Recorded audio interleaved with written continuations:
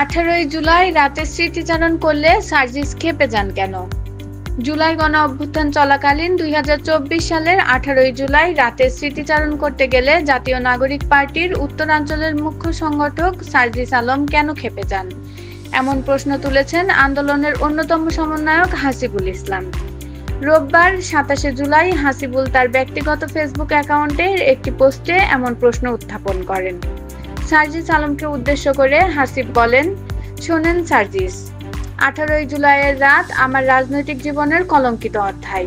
শেখ মৃত্যুর ভয়ে আমি 3 মন্ত্রীর সঙ্গে সাক্ষাৎ করতে বাধ্য হয়েছিলাম। আমি লজ্জিত ও অনুতপ্ত। আপনি অনুতপ্ত নাই হতে পারেন, সেটা আপনার ব্যক্তিগত ব্যাপার। ওই কম্প্রোমাইজের অনুশোচনায় বহু রাত আমার নির্ঘুম পার করতে হয়।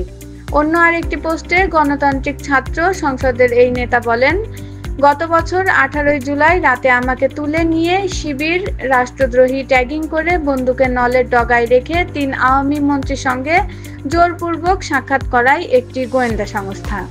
সেখানে সার্জিস আলমও ছিলেন, তিনি হয়তো ভুলে গেছেন।